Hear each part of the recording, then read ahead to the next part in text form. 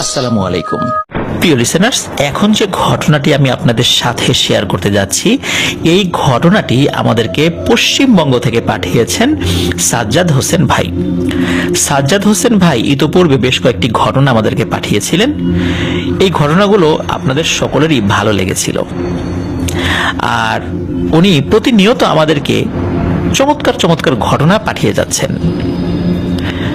আর ওনার এই ঘটনা পাঠানোর ধারাবাহিকতায় আরও একটি ঘটনা আমরা পেয়েছি। এই ঘটনাটি আমার কাছে খুবই ভালো লেগেছে। প্রিয় লিসেনার্স, আমি আশা করব এই ঘটনাটি আপনাদেরও ভালো লাগবে। তো কথা না বাড়িয়ে চলে যাচ্ছি সাজ্জাদ হোসেন ভাইয়ের পাঠানো ঘটনায়। ঘটনাটির সময়কাল 2017 সালের দিকে। ঘটনাটি ঘটেছিল এই সাজ্জাদ হোসেন ভাইয়েরই একজন প্রতিবেশী, তার নাম সুবর্ণ দাস। সুবর্ণ দাসের মূল বাড়ি 24 পরগনার একটি জায়গায়। আর এই সুবর্ণ দাস উনি 2017 সালের দিকে দুর্গাপূজার ছুটিতে ওনার মামার বাড়িতে ঘুরতে গিয়েছিলেন। ওনার মামার বাড়ি বাঁকুড়া জেলার একটি গ্রামে। ওনার মামারা ওই এলাকার সম্ভ্রান্ত একটি হিন্দু পরিবার। সঙ্গত কারণে ওনার মামা বাড়ির পরিচয় যে কোথায় একদম স্পেসিফিক ভাবে এটা উনি বলেননি, গোপন রেখেছেন। ঘটনাটি মূলত প্রত্যক্ষ করেছিলেন এই সুবর্ণ দাস এবং তার মামাতো ভাই। যেহেতু টানা পুজো নিয়ে মানে টানা কয়েকদিন সবাই খুব বাড়ির লোকজন ব্যস্ত ছিল, সবাই খুব ক্লান্তও ছিল। তো এই সুবর্ণ দাস এবং ওনার মামাতো ভাই এই সুযোগ একটা প্ল্যান আনেন যে রাতের বেলা ওনার মামাতো ভাইয়ের যে বাইকটা রয়েছে ওই বাইকটা নিয়ে রাইডে বের হবেন। এখন রাতের বেলা বের হলে তো বাড়ির লোকজন মানা করবে, রাগারাগি করবে। এই জন্য চিন্তা করেছিলেন বাড়ির লোকজন তাড়াতাড়ি ঘুমিয়ে যাবে কবে। চিন্তা করেছিলেন যে আজকে তো খুব সবার উপর প্রেশার গিয়েছে, তাড়াতাড়ি সকালে শুয়ে পড়বে। আর এই সুযোগে রাতের বেলা তারা বাইক নিয়ে বের হবে। তো যেই চিন্তা সেই অনুযায়ী তারা কাজ করেছে। রাত 1:30টার দিকে তারা যখন নিশ্চিত হয় বাড়ির সকলে ঘুমিয়ে গেছে, তখন টুপটুপ করে বাইকটা নিয়ে তারা বাইরে বের হয়। কিন্তু বাইকের স্টার্ট দেয়নি। স্টার্ট দিলে তো বাড়ির লোকজন টের পেয়ে যাবে।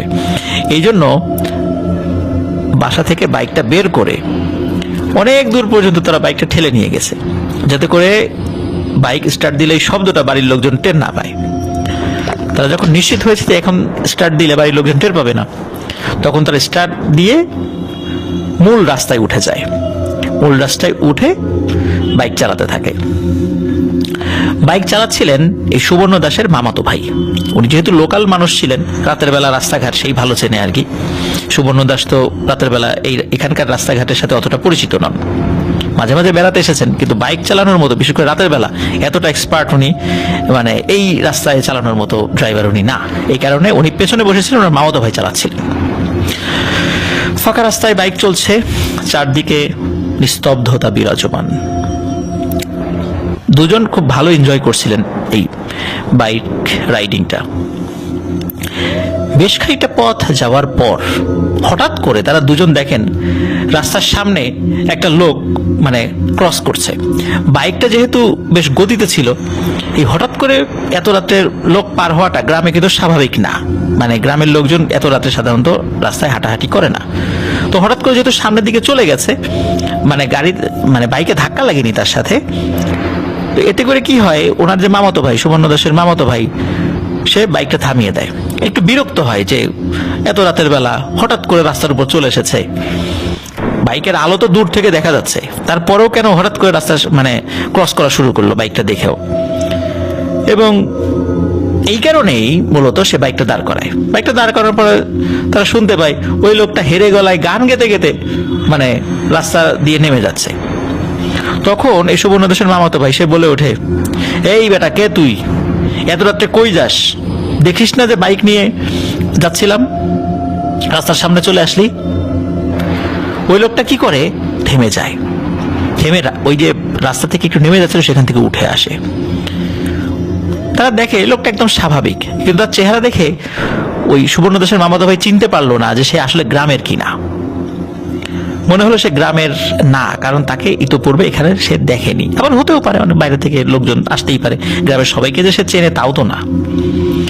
ওই লোকটি বলে ওঠে, যা, ছেড়ে দিলাম তোদের, এক মুহূর্ত এখানে দাঁড়াবি না, এক্ষুনি চলে যাবি।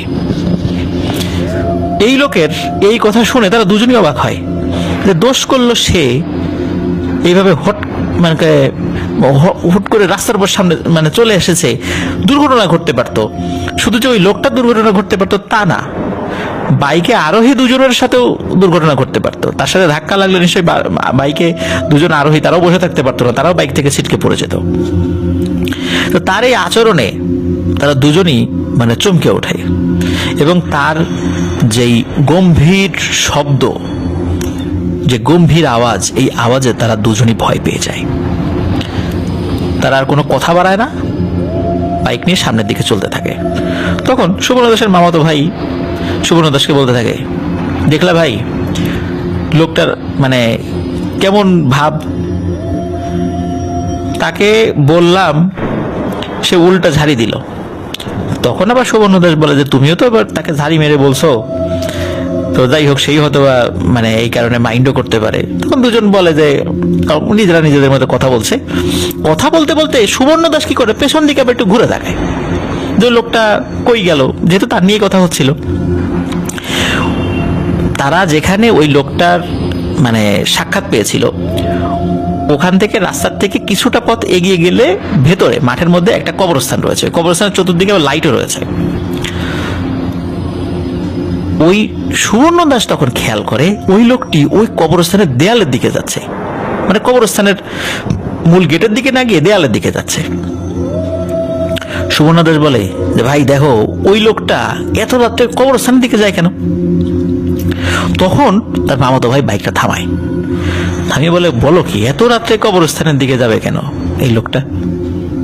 চলো তো দেখি ঘটনা কি।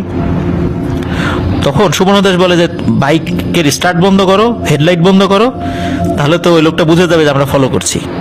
চুপ করে আমরা ফলো করি তাকে। যে চিন্তা সেই কাজ। ওনারা কি করে, বাইকটা একটু ঠেলে আর একটু সামনের দিকে নিয়ে আসে। কারণ তারা খুব বেশি দূর আগায়নি আর কি, সর্বোচ্চ কোয়ার্টার কিলোমিটার এগিয়েছে, বা আধা কিলোমিটারও আগায়নি, কোয়ার্টার কিলোমিটার থেকে কিছুটা বেশি। বাইকটা তারা আস্তে আস্তে ঠেলে আগাতে থাকে, এবং তারা দূর থেকে ফলো করছিল ওই লোকটাকে। তারা ওই ফলো করতে করতে হঠাৎ করে দেখতে পায় লোকটি দেয়ালের কাছে গেল, এবং মনে হলো ফড়িং এর মতো, ঘাস ফড়িং যেভাবে এক লাফে এক জায়গা থেকে আরেক জায়গায় চলে যায়, ওই লোকটি মনে হলো এক লাফ দিল, ওই উঁচু দেয়াল টপকিয়ে কবরস্থানের ভিতরে চলে গেল। এই দৃশ্য দেখে তারা দুজনই বেশ অবাক হয় যে একটা মানুষ কিভাবে এত উঁচুতে লাফ দিয়ে দেয়াল টপকাতে পারে। তখন ওই সুবর্ণ দাস এবং তার যে মামাতো ভাই দুজনই নিশ্চিত হয় এই লোকটা নিশ্চয়ই খুব এক্সপার্ট একজন চোর, কবরস্থানে ঢুকে লাশের অঙ্গ প্রত্যঙ্গ চুরি করে আর মেডিকেল কলেজের স্টুডেন্টদের কাছে বিক্রি করে। চিন্তা করলো যে যাই, এই চোরটা ধরি, এই চোরটা যদি ধরতে পারি গ্রামে তাদের সম্মানটা বেশ বেড়ে যাবে, কারণ লাশ চোর ধরতে পেরেছে, এটা তো আর চারটিখানি কথা না, কারণ এরা তো খুব গোপনে কাজ করে। তারা কি করে, ওই বাইকটা রাস্তার পাশে রেখে বাইক লক করে দিয়ে আস্তে আস্তে কবরস্থানের দিকে যেতে থাকে। কবরস্থানে কিন্তু চতুর্দিকে লাইট বলতে 3-4টা লাইট ছিল আর কি, গ্রামের এরিয়া তো ওইভাবে ল্যাম্প পোস্ট না, বাঁশের আগায় লাইট দিয়ে রাখা আর কি, এরকম পুরো কবরস্থানের চারদিকে 3-4টা বাঁশ গেড়ে সেখানে লাইটিং সিস্টেম করা আর কি। তবে দেয়াল রয়েছে, উঁচু দেয়াল রয়েছে সেখানে। তারা কি করে, ওই কবরস্থানের ভেতরে তো ঢোকে নাই, যদিও গেট লক করা ছিল বলতে তালা মারা না, ঢোকা যাবে, কিন্তু তারা চিন্তা করলো গেট যদি ঢুকি তাহলে তো ওই লোকটা টের পেয়ে যাবে। আমরা কি করব, ওই দেয়ালের উপর দিয়ে নজর রাখবো সে আসলে কি করে। তারা আস্তে আস্তে পা টিপে টিপে ওই দেয়ালের কাছে যায়, গিয়ে দুজনই উঁচু হয়ে দেখার চেষ্টা করে। তারা দেখে ওই লোকটি পেছন দিকে ঘুরে, তারা যেখানে দাঁড়িয়েছে সেখান থেকে ওই লোকটার পেছন পিঠটা দেখতে পাচ্ছে, যে ওই লোকটি একটি কবরের উপরে বসে কি যেন করছে। তারা আসতে আসতে তো মূলত সে বেশ কিছু কাজ করে ফেলেছে, মধ্যবর্তী সময় 8-10 মিনিট তো লেগে গিয়েছে ওই দেয়াল পর্যন্ত আসতে আসতে। তখন ওরা দুজন বলে যে ওই লোকটা যে কি করছে এটা তো পেছন থেকে বোঝা যাচ্ছে না, চলো আমরা দেয়ালের অপোজিট পাশে যাই, মানে আমরা যেখানে আছি তার অপোজিট পাশে। তো অপোজিট পাশে যাওয়াটা একটু টাফ ছিল, কারণ ওই দেয়ালের চতুর্দিকে রাস্তাটা মানে মাটির ইয়েটা একটু ভালো ছিল না, একটু ঢালু ছিল। তারপরেও তারা খুব পা টিপে টিপে আস্তে আস্তে আস্তে আস্তে ওই অপোজিট পাশটাতে যায়। গিয়ে তারা একটু উঁচু হয়ে দেখার চেষ্টা করে। তারা খুব মানে সতর্ক ছিল, কোনো মানে শুকনো পাতা পায়ের নিচে পড়ে যেন মর্মর শব্দ না হয়, কারণ এরকম শব্দ হলেই তো টের পেয়ে যাবে।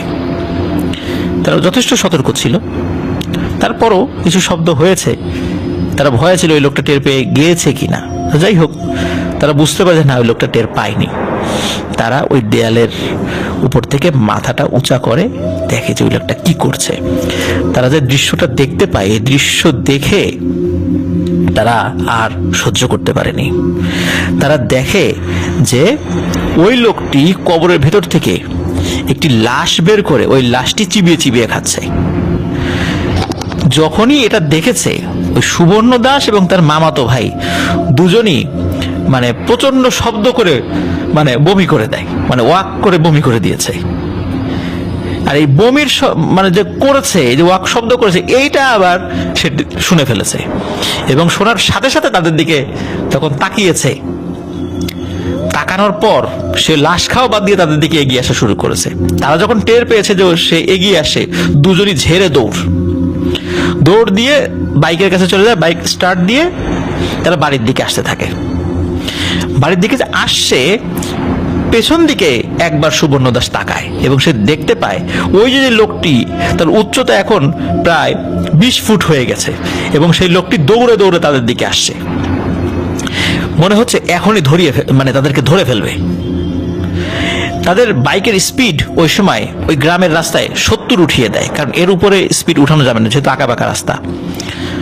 কিন্তু তাদের কাছে মনে হচ্ছিল গাড়ি মনে হয় মানে 15 বা সর্বোচ্চ 20 কিলোমিটার পার আওয়ার গতিতে চলছে।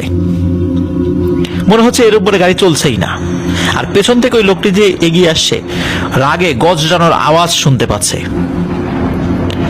এদিকে তারা কিন্তু মানে বাইক চালিয়ে যাচ্ছে এবং মনে হচ্ছে যে এখনই ওই লোকটা ধরে ফেলবে তাদেরকে।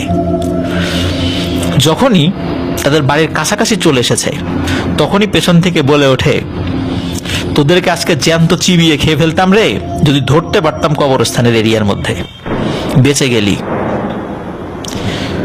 এরপরে তাদের আর কিছু মনে নেই। তখন তাদের জ্ঞান ফেরার পরে দেখা যায় যে তারা তাদের বাড়িতে আছে এবং তারা জানতে পারে গত 4 দিন ধরে তারা সেন্সলেস অবস্থায় এভাবে পড়েছিল। 4 দিন পরে তাদের জ্ঞান ফিরেছে। ডাক্তাররা এসেছে, বলেছে কোনো সমস্যা নেই, জ্ঞান ফিরে আসবে, ওষুধ দিয়ে গিয়েছে। 4 দিন পরে তাদের জ্ঞান ফিরে এসেছে। তো যখন তাদের জ্ঞান ফিরেছে, তখন তারা এই ঘটনাটি সকলকে খুলে বলে তারা এই দৃশ্যটি দেখেছে।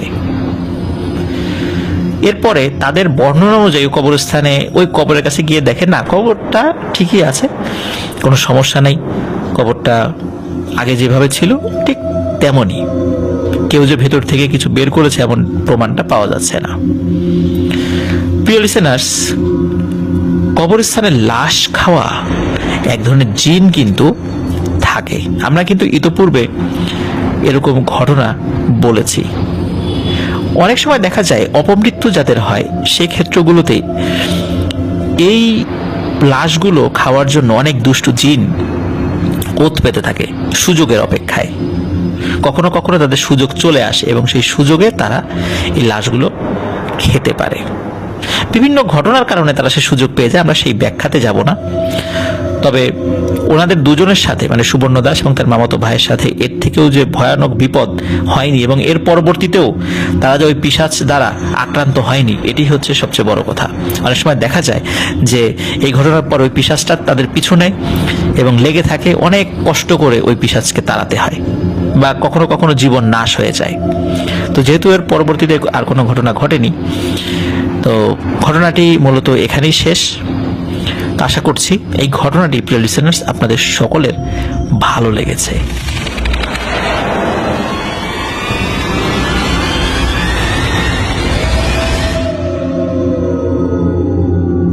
প্রিয় লিসেনার্স, এখন যে ঘটনাটি আমি আপনাদের সাথে শেয়ার করতে যাচ্ছি, এই ঘটনাটি খুলনার গল্লামারি থেকে আমাদেরকে পাঠিয়েছেন ইয়াসিন ভাই।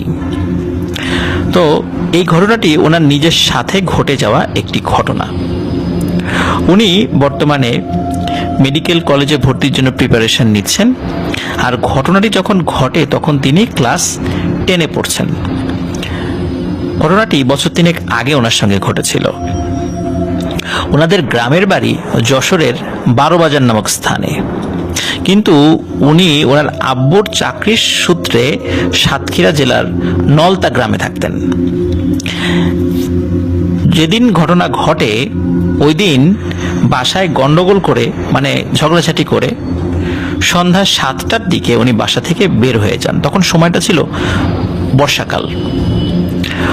ওনাদের বাসা থেকে সাতক্ষীরা মাত্র 1 ঘন্টার পথ।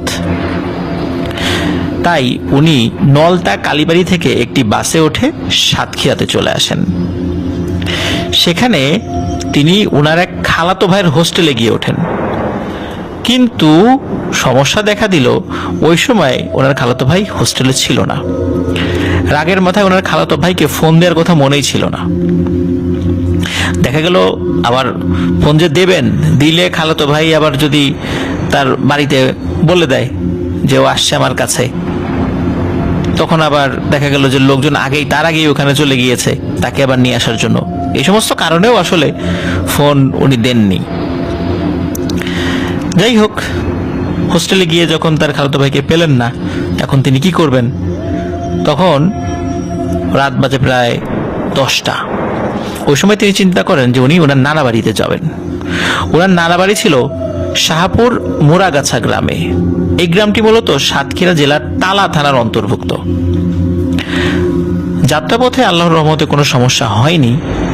যেখানে ওনার যাত্রাটা শেষ হয় ওই জায়গাটার নাম ছিল মশিয়াডাঙ্গা। ওখান থেকে ওনার নানা বাড়ি 4 থেকে 5 কিলোমিটার দূরে। ওখান থেকে নর্মালি অটো বা এই টাইপের যানবাহনে চলে যাওয়া যায়। তো মশিয়াডাঙ্গায় দাঁড়ানো অবস্থায় সেখানে কোনো রকম যানবাহন পাচ্ছিলেন না। আর ওনার নানা বাড়ি যাওয়ার যে রাস্তাটা, সেটা আসলে খুব একটা ভালো ছিল না। আর বর্ষাকাল হওয়ার কারণে উনি আরো যানবাহন পাচ্ছিলেন না। রাস্তার বিভিন্ন জায়গায় আবার কাদা ছিল। যাই হোক, কোনো কিছু না ভেবে দেরি না করে উনি হাঁটা শুরু করলেন। বিভিন্ন জায়গায় কাদা হয়েছিল, সেই জায়গাগুলোতে হাঁটতে ওনার খুব অসুবিধা হচ্ছিল। তাও কোনো রকমে মোবাইলের ফ্ল্যাশ লাইট জ্বালিয়ে হেঁটে চলছিলেন। হঠাৎ করে তিনি দেখতে পান যে মোবাইলের চার্জ ফুরিয়ে আসছে। উনি যখন রওনা দিয়েছিলেন তখন চলতি পথে একটি দোকান থেকে কয়েকটা পাউরুটি কিনে রেখেছিলেন। হাঁটতে হাঁটতে সেই পাউরুটিগুলো তিনি খান এবং মোবাইলটা তিনি পকেটে রেখে দেন। হঠাৎ করে বৃষ্টি শুরু হয়ে যায়। ভাগ্য ভালো ছিল, পাউরুটি খাওয়ার পর পলিথিনটা তিনি রেখে দিয়েছিলেন। সেই পলিথিনটার ভেতরে মোবাইল ফোনটা রেখে দেন এবং অন্ধকারে আস্তে আস্তে হাঁটা শুরু করেন। হাঁটতে অনেক কষ্ট হচ্ছিল প্রথম 10 মিনিট। তো কারণ হলো ওই সময় বৃষ্টি হয়েছিল, পরবর্তীতে আবার বৃষ্টি কমে যায়। তো কি হয় যে 10 মিনিট পর যখন মোটামুটি একটু স্বাভাবিকভাবে উনি হাঁটছিলেন, হঠাৎ করে মনে হচ্ছে ওনার শরীরটা ভার হয়ে যাচ্ছে। ওনার মনে হলো পেছন থেকে খসখস শব্দে কেউ হেঁটে আসছে। যেহেতু রাস্তাটা কিছুটা কর্দমাক্ত ছিল, কেউ হেঁটে আসলে টের পাওয়া যায়, শব্দ হয়। উনি পেছন দিকে তাকিয়ে দেখেন যে একটা ছায়ার মতো কিছু একটা দ্রুত হেঁটে তার সামনে দিয়ে চলে গেল। তো উনি প্রথমে চিন্তা করেছেন যে একটা মানুষ পাওয়া গেল, যে যার সাথে একটু হেঁটে হেঁটে যাওয়া যাবে একা একা রাস্তায় আমি। পরে দেখেন ওই মানুষটাকে আর খুঁজে পাচ্ছেন না তিনি। এখন দ্রুত হেঁটে সামনে দিয়ে চলে গেল না অদৃশ্য হয়ে গেল, সেটা উনি বুঝতে পারেননি। উনি মনে করলেন যে আমার মনের ভুল, মানুষ টানুষ কিছু না, মানুষ কিছু দেখিনি, এটা হয়তো বা কোনো ছায়াটা এই টাইপের কিছু একটা হবে। আর উনি যেহেতু অনেক টেনশন করছিলেন, যার কারণে হয়তো এরকমটা মনে হতেও পারে, এই চিন্তাই উনি করেছিলেন। যাই হোক, যেই এলাকাতে তিনি গিয়েছিলেন ওই এলাকাটা কিছুটা বিল অঞ্চল, আর এই কারণে ওখানে আশেপাশে অনেক মাছের ঘের রয়েছে। আর যেখানে যেখানে ঘের রয়েছে ওখানে ছোট ছোট ঘর তৈরি করা আছে, ওই ঘের যারা পাহারা দেয় তাদের জন্য। তো যেহেতু উনি হাঁটতে হাঁটতে অনেকটা ক্লান্ত হয়ে পড়েছিলেন, আর গুড়ি গুড়ি বৃষ্টিও পড়ছিল, জোরে বৃষ্টি হয়েছিল, সেটা থেমে গিয়েছিল, আবার গুড়ি গুড়ি বৃষ্টি পড়া শুরু হয়। উনি চিন্তা করলেন যে পাশে একটা ঘেরের মধ্যে যে ঘর রয়েছে সেই ঘেরে মানে কোন একটা ঘরে উনি বসবেন। তো এর মধ্যে ওনার মনে হলো একটি ঘর ফাঁকা। ওই চিন্তা করে উনি ওই ঘরের মধ্যে গিয়ে বসেন। খুব নিরিবিলি বসে আছেন, চিন্তা করছেন যে গুড়ি গুড়ি বৃষ্টিটাও যদি থেমে যায় তখন বের হবেন। কিন্তু চারদিকে খুব অন্ধকার ছিল। হঠাৎ করে জোরে বৃষ্টি পড়া শুরু হয়। হঠাৎ করে দেখে যে ওই বৃষ্টির মধ্যে একজন লোক এসে উনি যে ঘরের মধ্যে বসে আছেন তার মধ্যে ঢুকে পড়েছে। উনি প্রথমে মনে করেছিলেন যে বৃষ্টির কারণে হয়তোবা কোনো পথিক আশেপাশে দাঁড়াতে না পেরে সেও ওই ঘরের মধ্যে ঢুকে পড়েছে। সে চুপচাপ বসে আছে। সে যে ঢুকে পাশে একজন বসে আছে তার সাথে কথা বলবে যে আপনি কে, এই ঘরের ভেতর বা এই ঘরে আপনি থাকেন কিনা। হুট করে একজন আগন্তুক ঢুকে তো নর্মালি কাউকে জিজ্ঞাসা করে। তো সে চুপ করে বসে আছে। এদিকে উনিও কোনো কথা বলছেন না, মানে এই যে ইয়াসিন ভাই সেও কোনো কথা বলছেন না। তো উনি বুঝতে পারছেন যে পাশের যে লোকটা সে বুঝতে পেরেছে তার পাশে ইয়াসিন বসে আছে। এখন দীর্ঘ সময় বসে আছে, কি করবে? তখন ইয়াসিন ভাই চিন্তা করে দেখি পকেট থেকে মোবাইলটা বের করি, মোবাইলটা একটু চালানো যায় কিনা। কিছুটা চার্জ হয়তো বা জমে আছে, এখন চালানো যেতে পারে। কিন্তু উনি চালু করার চেষ্টা করে ব্যর্থ হলেন, কারণ মোবাইলের চার্জ এতটাই শেষ হয়ে গেছে যে এই দীর্ঘ সময় বন্ধ থাকার পরেও মানে সেটি চালু হচ্ছে না। তারপরও মোটামুটি একটু চেষ্টা করে যান।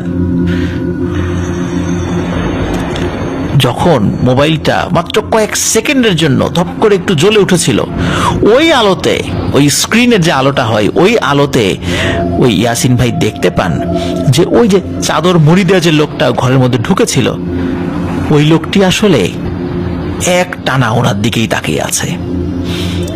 এটা দেখে উনি চমকে ওঠেন। উনি বলেন যে ভাই কোনো সমস্যা? লোকটি কোনো কথা বলে না। তখন ইয়াসিন ভাই মনে করছে মনে হয় লোকটি পাগল। এভাবে আরো 10 মিনিটের মতো কেটে যায়। এখন এভাবে পাশাপাশি দুজন বসে আছে, কোনো কথাবার্তা নাই, পরিবেশটা একটু গম্ভীর হয়ে আছে। তো ইয়াসিন ভাই পরিবেশটা স্বাভাবিক করার জন্য ওনাকে প্রশ্ন করে আপনার বাসা কোথায়। এবার লোকটি তার গা থেকে চাদর খুলে ফেলে। ইয়াসিন ভাই কিন্তু এটা চিন্তা করেছিল যে এই বর্ষাকালে, এখন তো শীতকাল না, বর্ষাকাল মানে তো গরমকালও, চাদর পরে কেউ ঘুরে বেড়ায় নাকি, এটা উনি চিন্তা করছিলেন যদিও। তো ওই যখন বলছে বাসা কোথায় তখন লোকটা চাদর খুলে ফেলে এবং প্রচন্ড অন্ধকারের মধ্যেও এই ইয়াসিন ভাই স্পষ্টভাবে দেখতে পান লোকটির চোখের ভেতর আগুনের মতো আলো জ্বলছে আর তার মাথাটা কঙ্কালের মতো। উনি প্রচন্ড ভয় পান, আল্লাহু আকবার বলে ওখান থেকে ভৌ দৌড় শুরু করেন।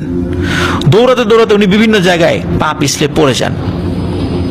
সৌভাগ্যবশত ওনার মোবাইলটা তখনও পলিথিনের ভেতর ছিল, মানে উনি আবার ওই পলিথিনের ভেতর থেকে মানে মোবাইলটা আবার পলিথিনের মধ্যে ঢুকিয়ে রেখেছিলেন। তো হঠাৎ করেই ইয়াসিন ভাই দেখেন ওই লোকটা, ওই চাদর পরা ওই লোকটা তার সামনে দাঁড়িয়ে আছে এবং তার দিকে তাকিয়ে বলে ওঠে, তুই আমাকে কেন বিরক্ত করলি? অহেতুক আমাকে দেখার চেষ্টা কেন করলি তুই? তোকে তো এখন আর ছাড়বো না, আমাকে বিরক্ত করার শাস্তি তুই পাবি। এ কথা বলার সাথে সাথে লোকটি দেখি আস্তে আস্তে নাকি লম্বা হতে শুরু করে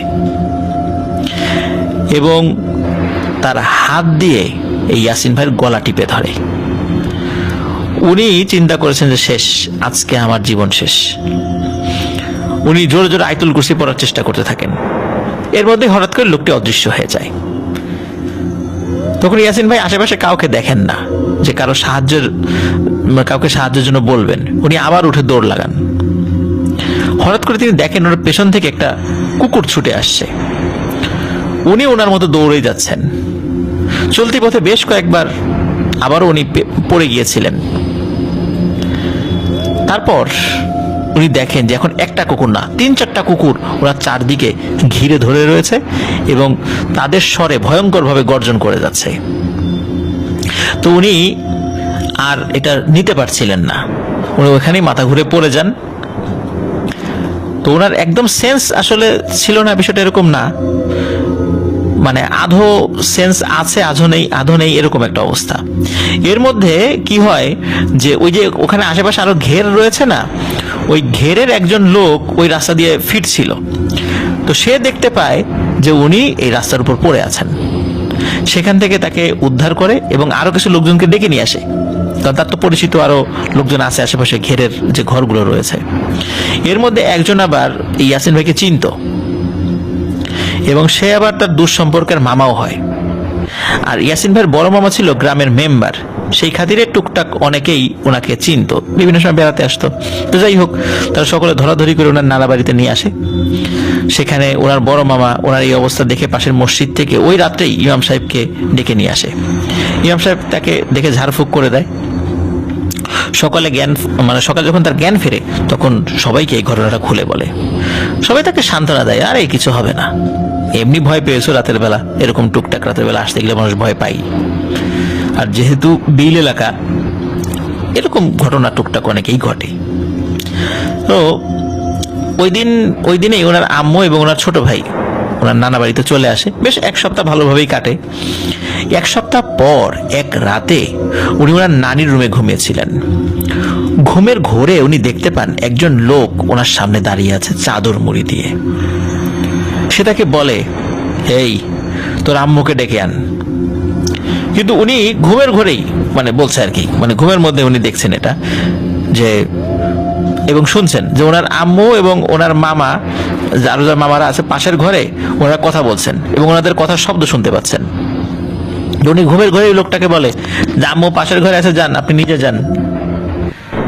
কিন্তু ওই লোকটি বলে, না, তুই যা, তুই গিয়ে ডেকে আন। উনি ঘুমের মধ্যে বলে, আমি পারবো না। তখন ওই লোকটি বলে, তোর ব্যবস্থা আমি করছি, দাঁড়া। এই বলে ওই লোকটি চলে যায়। তো উনি কিন্তু ঘুমাচ্ছেন, ওই ঘুমের মধ্যে কিন্তু ঘটনা ঘটছে, স্বপ্নের মধ্যেই। ওনার যখন ঘুম ভাঙে তখন উনি এই বিষয়টি কাউকে বলেননি। উনি মনে করেছেন যে এটা তো স্বাভাবিক, ঘুমের মধ্যে দেখেছেন, মনের ভুল। কিন্তু উনি কোনো কিছু খেতে পারছেন না, না ভাত খেতে পারছেন, না পানি খেতে পারছেন। ওনার মাকে ডাক দেন। ওনার মা মোবাইলের ফ্ল্যাশ লাইট জ্বালিয়ে গলার মধ্যে দেখতে পান যে ওনার গলার মধ্যে লাল লাল ফুসকুড়ি উঠেছে, যেটা গতকাল কেউ ছিল না। এবং এই কারণে উনি কোনো খাবার খেতে পাচ্ছিলেন না। কোনো খাবার খেতে গেলেই প্রচন্ড যন্ত্রণা হতো, চিৎকার চেঁচামেচি শুরু করতেন। ডাক্তারের কাছ থেকে ওষুধ নিয়ে আসেন, ডাক্তার দেখান, কিছুতেই কোনো কাজ হয় না। 2 সপ্তাহ প্রচন্ড কষ্ট করেছেন। কোনো মতে কিছু লিকুইড খাবার খেতে পারতেন, কিন্তু শক্ত কোনো খাবার তিনি খেতে পারতেন না। এরপর আবার সেই ইমাম সাহেবের কাছে নিয়ে যাওয়া হয়। ইমাম সাহেব যখন ঝাড়ফুঁক করে দেন, এর কয়েকদিনের মধ্যেই আল্লাহর অশেষ রহমতে এটি ভালো হয়ে যায়। ঘটনা কিন্তু এখানেই শেষ নয়, ঘটনার প্রথম অংশ মাত্র এটা। ঘটনা এখনো বাকি রয়েছে, প্রিয় লিসেনার্স। এরপর উনি ওনার নানা বাড়ি থেকে ওনাদের বাড়িতে চলে আসেন। এরপর আর কোনো সমস্যা হচ্ছিল না, সময়টা বেশ ভালোই যাচ্ছিল। সকালে ঘুম থেকে উঠে স্কুলে যাওয়া, বন্ধুদের সাথে আড্ডা দেওয়া, প্রাইভেটে যাওয়া, রাতে পড়াশোনা শেষে বাজারে গিয়ে কিছুটা সময় আবারও আড্ডা দেয়া, এভাবে বেশ ভালোই চলছিল। হঠাৎ একদিন বন্ধুরা মিলে পরামর্শ করে যে আজ রাতে তারা মাছ ধরতে যাবেন। তো প্ল্যান মোতাবেক রাত 2টোর দিকে বের হওয়ার কথা ছিল। যাই হোক, ওই প্ল্যান করার পর যে যার মতো বাড়িতে চলে আসে। উনি আবার বাড়িতে গিয়ে রাতের খাবার খেয়ে ঘুমিয়ে পড়েন, কারণ রাত 2টোর সময় বের হওয়ার কথা, তো উনি 11টার দিকে ঘুমিয়ে পড়েছেন আর মোবাইলে অ্যালার্ম দিয়ে রেখেছেন। এভাবে কিছু সময় ঘুমানোর পর রাত 1:30টার দিকে ওনার বন্ধু সাব্বিরের আওয়াজ শুনতে পান। সাব্বির তাকে ডাকছে এবং বলছে, এই তাড়াতাড়ি বের হয়, বের হ, রেডি হয়ে আছে সবাই, তোর এত ঘুম, কতক্ষণ ধরে তোকে ডাকছি। এই কথা শুনে উনি তাড়াতাড়ি মাছ ধরার টেটাটা নিয়ে বাইরে চলে। টেটা তো নিশ্চয়ই প্রিয় লিসেনার্স চিনতে পেরেছেন, যেটা দিয়ে মাছ ধরে, যেটার ফলায় অনেকগুলো সুয়ের মতো আছে, মোটা মোটা।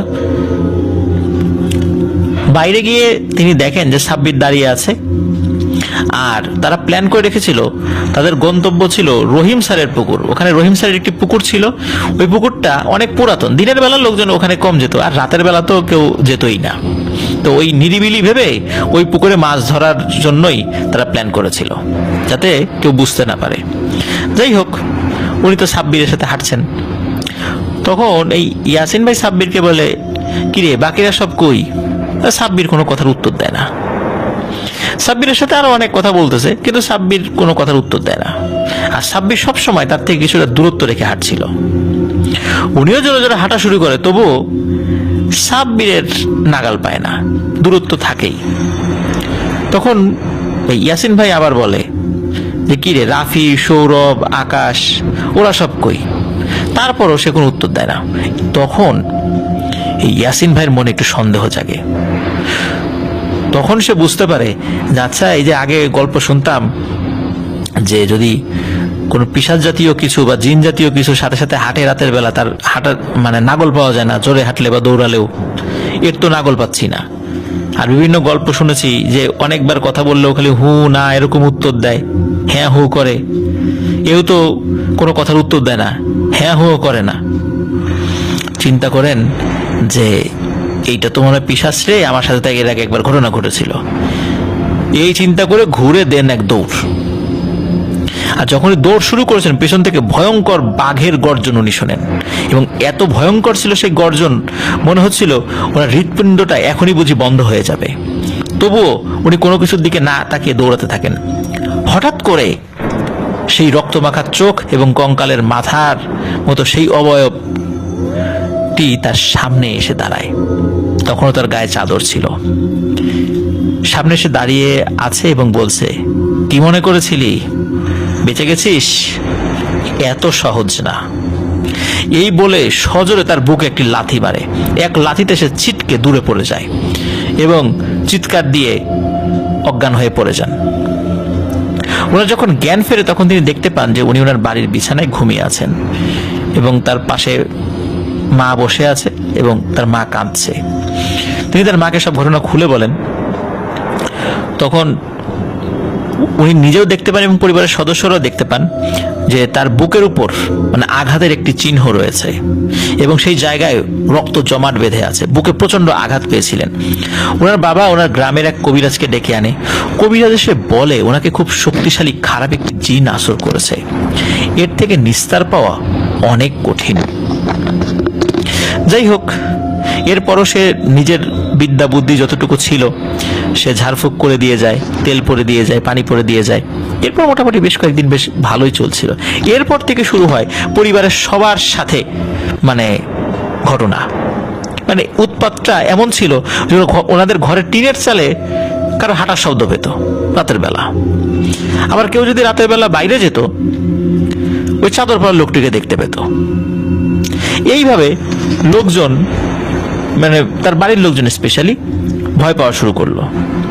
এর তাছাড়া এই ইয়াসিন ভাই যখন ঘুমিয়ে থাকতো, তখন ওনার শরীরে মানে ঘুম থেকে জাগার পরে দেখতো ওনার শরীরে নানা জায়গায় নখের আঁচড় পাওয়া যাচ্ছে। এমনই ভাবে এক রাতে উনি ঘুমিয়ে আছেন, হঠাৎ করে ঘুমের মধ্যেই ওনার চোখ খুলে যায় এবং উনি দেখতে পান সেই চাদর মুড়ি দেওয়া লোকটা ওনার মুখের উপরে রক্তমাখা চোখ নিয়ে ভেসে আছে, আর ওই লোকটির মুখ দিয়ে রক্ত ওনার মুখে এসে পড়ছে। উনি যখন ঘুমের ঘরে চিৎকার দেন, তখন ওনার আব্বু আম্মু পাশের রুম থেকে ছুটে আসে। তখন আর তিনি কাউকে দেখেন না। এভাবে এতটা জ্বালাতন বেড়ে গিয়েছিল, কবিরাজ ডেকেও যখন সমস্যার সমাধান হচ্ছিল না, এরপরে অনেক খোঁজাখুঁজি করে ভালো একজন কবিরাজকে নিয়ে আসেন। কবিরাজ আসার পর মূলত তাকে রুকিয়া করতে থাকেন এবং একটি পর্যায়ে একটি গোল বৃত্ত করে এই ইয়াসিন ভাইকে ওর মধ্যে বসায় এবং অনেকক্ষণ চেষ্টা করার পর ওই জিনটাকে হাজির করতে সক্ষম হয়। ওই জিনের সাথে তার কথা কাটাকাটি হয়। একটি পর্যায়ে ওই জিনটাকে বোতলে বন্দি করে এবং বন্দি করে ওই কবিরাজ তার সাথে করে নিয়ে যান এবং ওইটাকে নাকি তিনি নদীতে ফেলে দিয়েছেন। তো আল্লাহর রহমতে তিনি এখন ভালো আছেন। তো মাঝে মাঝে নাকি এখনো তিনি স্বপ্নে দেখেন ওই চাদর পরার লোকটাকে। সে এসে বলে, আমি তোকে ছাড়বো না, আবার যখন ফিরে আসবো তখন দেখি তোকে কে বাঁচায়। যাই হোক, ইয়াসিন ভাই সকলের কাছে দোয়া চেয়েছেন যে এই কালো ছায়াটা ওনার জীবনে যেন আর কখনো ফেরত না আসে, স্বাভাবিকভাবে তিনি যেন জীবনযাপন করতে পারেন। আর আমরাও চাই প্রিয় লিসেনার্স, এই ধরনের ঘটনা আর কারো সাথে না ঘটুক, সবাই স্বাভাবিকভাবে জীবনযাপন করুক। প্যারানরমাল কোনো এক্সপিরিয়েন্স যে কারো হতেই পারে, কিন্তু সেই এক্সপিরিয়েন্সের মাধ্যমে কারো জীবন যেন দুর্বিষহ না হয়ে ওঠে, এটাই থাকলো আমাদের কামনা। তো ইয়াসিন ভাই, আপনি ভালো থাকুন, সুস্থ থাকুন, এই দোয়া আমরা করি। তো প্রিয় লিসেনার্স, আশা করছি ইয়াসিন ভাইয়ের ঘটনাটি আপনাদের ভালো লেগেছে।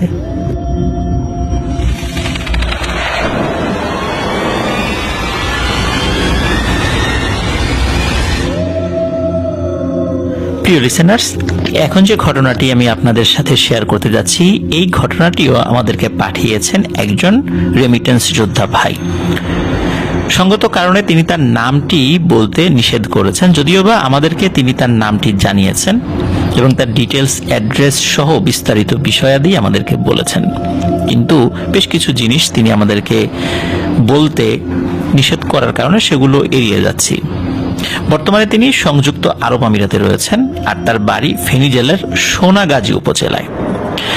আর ঘটনাটি যখন ঘটেছিল তখন সাল ছিল 2016। এক রাতে ওনার সাথে এই ঘটনাটি ঘটেছিল। মূলত ঘটনাটির অনেকগুলো অংশ থাকলেও একই রাতে ঘটনাটি ঘটেছিল ওনার সাথে। উনি স্থানীয় একটি মাদ্রাসায় লেখাপড়া করতেন, তখন ওনার দাখিল পরীক্ষার সময় হয়ে যায়। আর ওনার যিনি শিক্ষক ছিলেন তিনি ওই মাদ্রাসার হোস্টেলে নিজেও থাকতেন এবং ওখানে আবাসিক শিক্ষক হিসেবে তিনি কর্মরত ছিলেন। আর যেহেতু তিনি ওখানে থাকতেন, মাদ্রাসার যারা দাখিল পরীক্ষার্থী ছিল, এসএসসি পরীক্ষার্থী ছিল, তাদেরকে তিনি রাতের বেলা ক্লাস করাতেন। আর উনি যেহেতু আবার হোস্টেলে থাকতেন না, এই কারণে রাতের বেলা তাকে বাইসাইকেলে করে মাদ্রাসায় গিয়ে ক্লাস করে আসতে হতো। তো উনি যেখানে থাকতেন, ওনার যে বাড়িটা, তো ওই বাড়ি থেকে মাদ্রাসার যে দূরত্ব, এই দূরত্বটা মাত্র 1 কিলোমিটার। উনি যখন ওনার বাড়ি থেকে বের হওয়ার পর কিছু দূর যাওয়ার পরে ওনার নানার বাড়ি পড়ে। আর নানার বাড়ি পার হওয়ার পরে ওই সময়ে একটি হাইওয়ে প্রজেক্ট হচ্ছিল, আর কি একটা রাস্তা হচ্ছিল।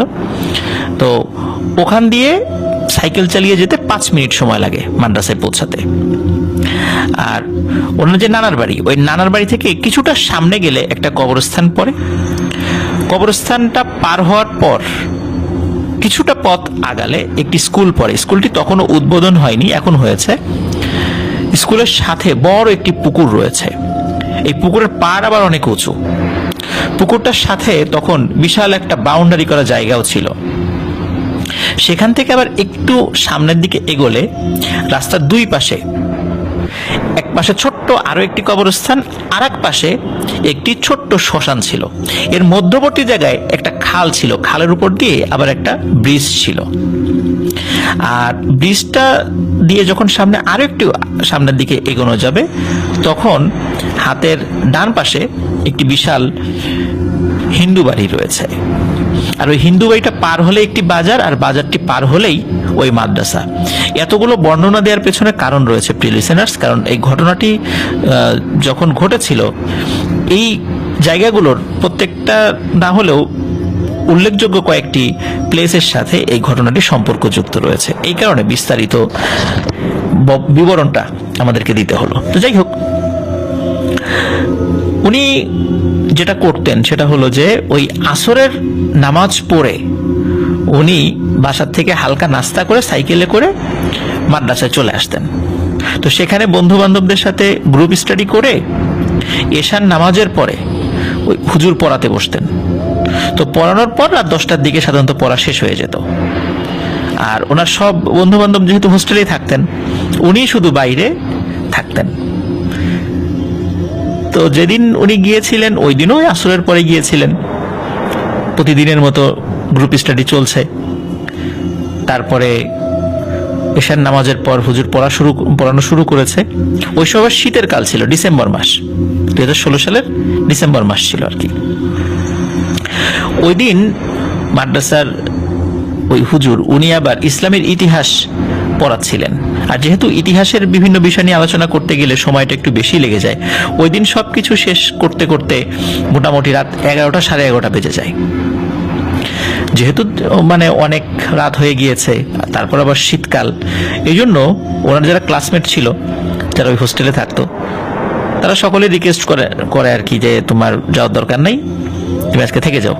কিন্তু সকলের রিকোয়েস্ট উনি আর রাখেননি, কারণ হলো যে ওনার বাসা তো খুব বেশি দূরে না, আসলে 1 কিলোমিটার সাইকেল নিয়ে আহামরি কোনো দূর না, সত্য কথা বলতে যেটা। আর উনি রাতের বেলা অনেকবার আসা যাওয়া করেছেন, কখনো ওনার সাথে কোনো প্যারানরমাল বিষয় ঘটেও নি, তাই ওই প্যারানরমাল ঘটনা ঘটার কোনো চিন্তাও ওনার মাথায় আসলে ছিল না।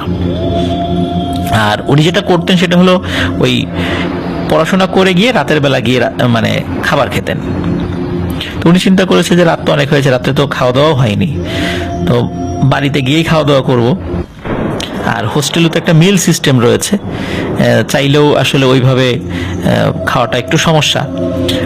আর ওনারও আনইজি লাগছিল, বন্ধু বান্ধবরা তাকে অবশ্যই মেহমানদারি করাতো, কিন্তু ওনারও আনইজি লাগছিল, এই জন্য উনি চিন্তা করেন যে উনি বাড়িতেই যাবেন। তো যাই হোক, ওই চিন্তা করে উনি ওনার সাইকেল নিয়ে ওই শীতের মধ্যেই বেরিয়ে যান মাদ্রাসা থেকে। তো স্বাভাবিকভাবে মাদ্রাসাটা মানে বাজারের ঠিক পরেই ছিল, মাদ্রাসা পার হওয়ার পরে বাজার যখন পার হয়ে আসেন, তখন ওই যেই হিন্দু বাড়িটির কথা বললাম, সেই বাড়িটার ওখানে আসেন। ওই বাড়িটা পার হওয়ার পরপরই হঠাৎ করে ওনার ভালো সাইকেল, কোনো সমস্যা নেই, হঠাৎ করে সাইকেল চেন পড়া শুরু হয়ে যায়। তো উনি তো চিন্তায় পড়ে যান যে কি ব্যাপার, সাইকেলেও তো কোনো সমস্যা ছিল না, হঠাৎ করে এই জায়গায় এসে চেন পড়ে যাচ্ছে কেন?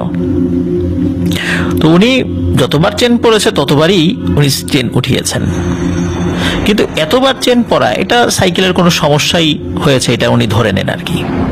উনি চিন্তা করেন যে না, আর বারবার চেন উঠানো যাবে না, সাইকেল নিয়ে হাঁটতে থাকি। তো ওই চিন্তা করে উনি সাইকেল নিয়ে হাঁটতে থাকেন। আর ওনার কাছে যে ফোন ছিল, ওই ফোনের ফ্ল্যাশ লাইটটি উনি জ্বালিয়ে রেখেছিলেন। তো উনি যাচ্ছেন ফ্ল্যাশ লাইট জ্বালিয়ে, কোনো সমস্যা নেই। উনি খেয়াল করেন যে ওই সময় মানে যখন ওনার ফোন উনি ফ্ল্যাশ লাইট জ্বালিয়েছেন, মানে মাদ্রাসা থেকে যখন বের হন, তখন ওনার ফোনে 90% চার্জ ছিল।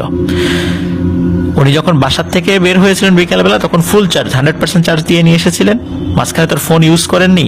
এবং মাদ্রাসা থেকে যখন বের হয়ে ফ্ল্যাশ লাইট জ্বালিয়েছেন, তখন 90% চার্জ ছিল। খুব বড় জোর কয়েক মিনিট, 4-5 মিনিট হয়েছে আর কি সাইকেল চালিয়েছেন, এত তাড়াতাড়ি তো মোবাইলের চার্জ শেষ হওয়ার কথা না। ওনার ফোনটিও নতুন ফোন ছিল। কি হয়, ওনার ফোন হঠাৎ করে বন্ধ হয়ে যায়। উনি তো অবাক যে আমার ফোনে তো চার্জ রয়েছে, ফোন বন্ধ হয়ে গেল। এদিকে সাইকেলের চেন পড়ে যাচ্ছে, আবার ফোন বন্ধ হয়ে গেল। উনি অনেক চেষ্টা করে ফোনটা অন করতে পারছেন না।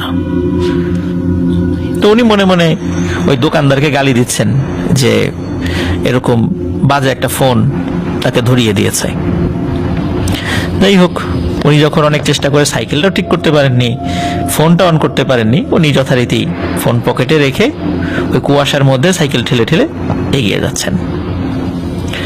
উনি যখন ওই যে ব্রিজটার কথা বললাম, যে ব্রিজের একটা ছোট্ট খালের উপরে একটা ব্রিজ ছিল, ব্রিজের এক পাশে ছোট্ট আরো একটি কবরস্থান এবং এক পাশে শ্মশান ছিল, ওই ব্রিজের কাছে যখন এসেছেন, তখন দূরে লম্বা আকৃতির কিছু একটা অবয়ব উনি দেখতে পান। শুরুর দিকে উনি আসলে বুঝতে পারেননি, উনি মনে করছে বড় কোনো খাম্বা হবে, মানে পিলার হবে, কিন্তু ওই জায়গাটাতে উনি আগে কখনো পিলার দেখেননি। উনি চিন্তা করেন যে আগে দেখিনি, হয়তো বা যেহেতু কনস্ট্রাকশনের কাজ হচ্ছে পিলার বসাতেও পারে। উনি সামনের দিকে এগিয়ে যান।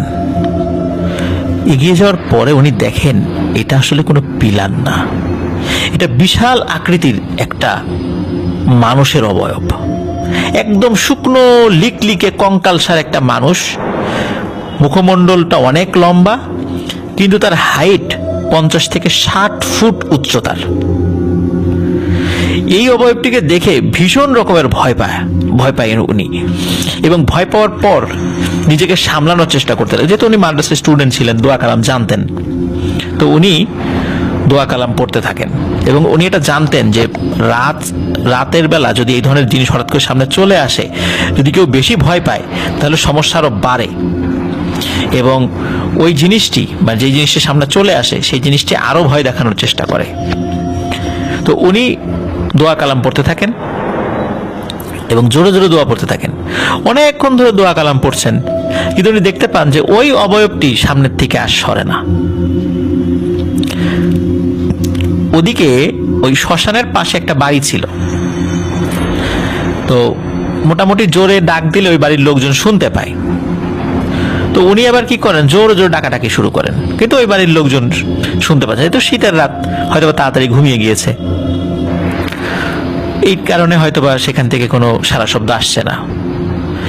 এখন উনি যেটি করেন সেটি হলো সাহস করে ওই অবয়বটিকে জিজ্ঞেস করেন যে আপনি কে, আমার পথ আগলে দাঁড়িয়ে আছেন কেন?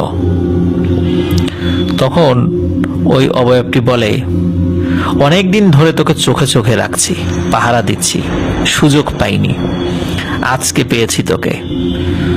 তো যা, আমার পাশ দিয়ে চলে যা, সমস্যা কি তোর? তুই আমার পাশ দিয়ে যা, তারপর কি করার দরকার আমি তোকে করব।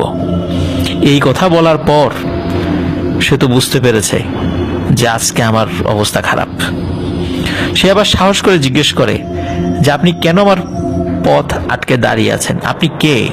তখন সে উত্তর দেয়, আমার নাম নোরা, আমি এই শ্মশানেই থাকি, আজকে তোকে ছাড়বো না। তখন এই কথা শোনার পর স্বাভাবিকভাবে কি ফিলিংস হতে পারে প্রিয় লিসেনার্স, আপনারা তো বুঝতেই পারছেন। তখন তিনি যে কাজটি করেন, আসলে এরকম সাহস আমার বেলায় হলেও আমি এই ধরনের সাহস পেতাম কিনা সেই চিন্তাই আমি একবার করেছি এই ঘটনাটি যখন পড়ছিলাম। উনি যে কাজটি করেন সেটি হলো, এক হাতে তো সাইকেল রয়েছেই, উনি সাইকেল এক হাতে ধরে রেখে একটু নিচু হয়ে মাটি রাস্তা থেকে কিছু ধুলোবালি, যেহেতু কনস্ট্রাকশনের কাজ হচ্ছিল, রাস্তায় অনেক বালি ছিল, পায়ের নিচে অনেক বালি ছিল, এক মুঠো বালি তোলেন। বালি তোলার পর আয়াতুল কুরসি পাঠ করতে থাকেন এবং পাঠ করতে করতে পা দিয়েই নিজের চতুর্দিকে একটি বৃত্ত আঁকেন এবং বৃত্তের মাঝখানে দাঁড়িয়ে গিয়েছেন এবং আয়াতুল কুরসি পড়ার পর ওনার হাতে যে বালু ছিল এই বালুর উপরে ফু দিয়ে দূরে ওই অবয়বটির দিকে ছুঁড়ে মেরেছে। যেই না ওই অবয়বটির দিকে ছুঁড়ে মেরেছে, সাথে সাথে দেখে যে সামনের কিছু নাই, একদম কিচ্ছু নাই। তখন তিনি চিন্তা করলেন যে যাক, এই দুষ্টু অবয়বটি সামনের থেকে দূর হয়েছে। দ্রুত উনি সাইকেল নিয়ে দৌড়ানো শুরু করেন। সাইকেল তো চালাতে পারছিলেন না, ওই বৃত্ত থেকে বের হয়ে উনি সাইকেল নিয়ে দৌড়ানো শুরু করেছেন। উনি যখন সামনের দিকে এগিয়ে যাচ্ছিলেন, ওনার ওই জায়গাটা পার হওয়ার পরে, প্রিয় লিসেনার শুরুতেই বলেছি, একটি কবরস্থান ছিল। ওই কবরস্থানের কাছাকাছি যখন এসেছেন, তখন হঠাৎ করে উনি ফিল করছেন পেছন থেকে কেউ একজন হেঁটে হেঁটে আসছে। তখন প্রথমে নিজেকে একটু সামলিয়ে নেন এবং এটা উনি জানতেন যে রাতের বেলা পেছন থেকে যদি কোনো কিছু টের পাওয়া যায়, হেঁটে আসছে বা কেউ ডাক দেয়, কখনো ঘাড় ঘুরিয়ে দেখতে হয় না, পুরো শরীরকে ঘুরিয়ে দেখতে হয়। তো উনি নিজের পুরো শরীরকে, এক হাতে সাইকেল ধরে রেখেছেন, পুরো শরীরকে ঘুরিয়ে দেখেন পেছনে কি। উনি যখন পেছন দিকে তাকিয়েছেন, তখন দেখেন কুয়াশার মধ্যে কালো চাদর পরা কিছু একটা তার দিকে হেঁটে হেঁটে আসছে এবং যত কাছে আসছে তার চেহারাটা স্পষ্ট হচ্ছে। 15 থেকে 20 হাত যখন দূরে, তখন উনি ওই অবয়বটার মুখমণ্ডল দেখতে পান। প্রিয় লিসেনার্স, বলেছিলাম যে একটি স্কুল রয়েছে, ওই স্কুলটি তখন উদ্বোধন হয়নি, কিন্তু ওই স্কুলের ইলেকট্রিক সংযোগটা দেওয়া হয়েছিল। দূরে যেই ওই স্কুলের যে আলো জ্বলছিল, বাতি, ওই বাতির আলোতে, হালকা আলোতে মূলত ওই অবয়বটির চেহারা দেখেছিলেন। তিনি দেখতে পান যে ওই অবয়বটির মুখমণ্ডল মনে হচ্ছে থেতলে গিয়েছে, কেউ আঘাত করতে করতে থেতলে দিয়েছে এবং মুখে মনে হচ্ছে কোনো মাংস নেই। উনি তো ভয়ে মৃতর মতো হয়ে যান, মনে হচ্ছে এখন উনি বেহুশ হয়ে যাবেন। তো উনি যেহেতু দেখেছেন জিনিসটা পেছনে রয়েছে, সামনে নেই, উনি আবারও আয়াতুল কুরসি পড়তে পড়তে সাইকেল নিয়ে দৌড়ানো শুরু করেন। উনি কিছুটা পথ যখন এগিয়েছেন তখন ওনার নানার বাড়ি চলে আসেন, কারণ ওনার বাড়ি পার হওয়ার পরে ওনার নানার বাড়ি ছিল। ওনার নানার বাড়িতে কাছে চলে আসেন, কিন্তু নানার বাড়িতে উনি আর ঢোকেননি। উনি চিন্তা করছেন উনি ওনার বাড়িতেই চলে যাবেন, যত বিপদই হোক ওনার বাড়িতে চলে যাবেন। তো ওই নানার বাড়ির সামনে একটা বিশাল তাল গাছ ছিল। তো উনি দেখছেন ওই তাল গাছ থেকে কি যেন একটা নেমে আসছে, এবং একটা না 5-7টা কিছু একটা নেমে আসছে। উনি তাকিয়ে দেখেন তাল গাছের উপর থেকে মাথা নিচু, মানে নিচ দিক দিয়ে বড় বড় বিড়াল। বিড়ালের কালার কোনোটা কালো কোনোটা সাদা, মানে পিওর কালো পিওর সাদা, এরকম 4-5টা বিড়াল নেমে আসে, এবং বিড়ালের আকৃতি কুকুরের আকৃতির মতো, মানে বড় বড়। উনি তো বুঝতে পেরেছেন যে এগুলো স্বাভাবিক বিড়াল নয়, এবং ওই বিড়ালগুলো খুবই দ্রুত নেমে এসে ওনার চারদিক থেকে ঘিরে ফেলেন, এবং বিড়ালগুলোর চোখ আগুনের মতো লাল ছিল, ভীষণ ভয়ঙ্কর দৃষ্টিতে ওনার দিকে তাকিয়েছিল। উনি তখন সূরা ফালাক এবং নাস পড়তে থাকেন, নিজের শরীরে বারবার ফু দিতে থাকেন এবং চারদিকে ফু দিতে থাকেন। তাতেও কিছু কাজ হচ্ছিল না। তখন আরেকটি কাজ করেন, ঠিক একই রকম ভাবে সাইকেলটা এক হাতে ধরে একটু নিচু হয়ে রাস্তা থেকে কিছু ধুলো মাটি তোলেন, এবং সেটাতে আবার আয়াতুল কুরসি করে পরে ফু দিয়ে যখন ওই বিড়ালের দিকে ছুঁড়ে মেরেছেন, সাথে সাথে ওই বিড়ালগুলো ভ্যানিশ হয়ে যায়। এরপর উনি আবার সামনের দিকে এগোতে থাকেন এবং দোয়া কন্টিনিউ পড়তে থাকেন। ওনার বাসার থেকে বের হওয়ার পর একটা ছোট্ট বাঁশঝাড়ের মতো ছিল। উনি বাঁশঝাড়ের কাছাকাছি যখন চলে আসেন, এবং বাসার পার হলে মূলত ওনার মানে বাসা চলে আসে আর কি, দেখেন রাস্তার উপরে বাঁশ পড়ে আছে। উনি কিন্তু জানতেন রাস্তার উপর এরকম বাঁশ পড়ে থাকলে সেই বাঁশটা পার হওয়া যাবে না। যখনই কেউ পার হতে যাবে তখনই বাঁশটা সোজা হয়ে দাঁড়িয়ে যাবে।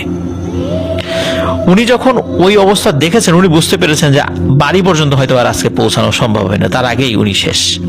হঠাৎ করে পেছন থেকে মনে হলো কেউ তাকে খুব সুন্দর করে সালাম দিল, আসসালামু আলাইকুম রাহমাতুল্লাহি ওয়া বারাকাতুহু।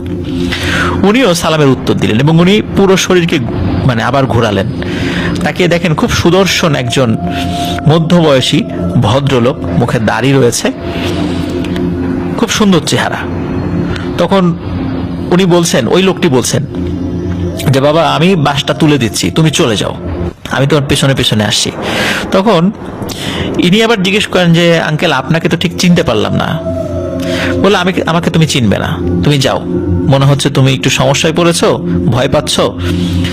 তখন ওই লোকটি কি করে এগিয়ে এসে নিজের হাতে ওই বাসটি সোজা করে দেন এবং বলেন যে ঠিক আছে তুমি দ্রুত যাও বাড়িতে, দেরি করো না, আমি তোমার পিছনে পিছনে আসছি। উনি বাড়িতে যাওয়ার দিকে বাড়িতে যাওয়ার যে রাস্তা সেদিকে দ্রুত এগোতে থাকেন, এবং বাড়ির কাছাকাছি যখন চলে এসেছেন পিছন দিকে তাকিয়ে দেখেন ওই লোকটি আর নেই। এবং ওই সময়ে ওনার ফোনটা হঠাৎ করে ফোনের আলোটা জ্বলে ওঠে। উনি খুবই অবাক হয়েছেন, কিভাবে ফোনের আলো জ্বলে উঠলো। দেখলো যে ওনার ফোন অন হয়ে গেছে, ঠিক একা একা যেভাবে বন্ধ হয়ে গিয়েছিল ওই সময় ওনার ফোনটা অন হয়ে গিয়েছে, এবং ওনার ফোনে 86% চার্জ রয়েছে। অবাক ব্যাপার, ফোনটা হঠাৎ করে বন্ধও হয়ে গেল, আবার বাড়ির কাছাকাছি এসে জ্বলেও গেল। আর এই যে এই মানুষটি আসলে যে মানুষ ছিল না, এটি উনি খুব ভালোভাবেই বুঝতে পেরেছিলেন। মানুষ বেশে কোনো ভালো পরহেজগার জিন ওনাকে সাহায্য করতে এগিয়ে এসেছিলেন। আমরা এরকম ঘটনা এর আগেও বলেছি এবং শুনেছিও।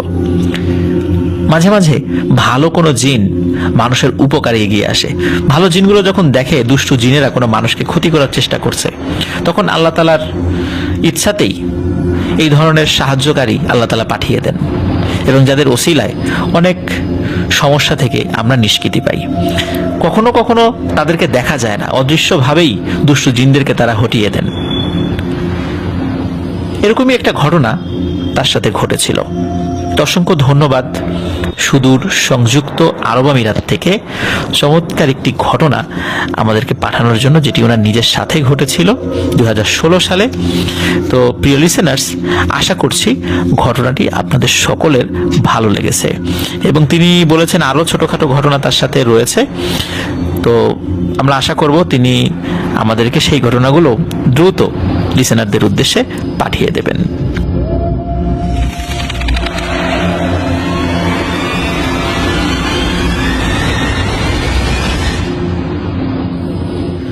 প্রিয় লিসেনার্স, এখন যে ঘটনাটি আমি আপনাদের সাথে শেয়ার করতে যাচ্ছি, এই ঘটনাটি টাঙ্গাইল জেলার কালিহাতী থেকে আমাদেরকে পাঠিয়েছেন মোহাম্মদ রোকনুজ্জামান তালুকদার ভাই।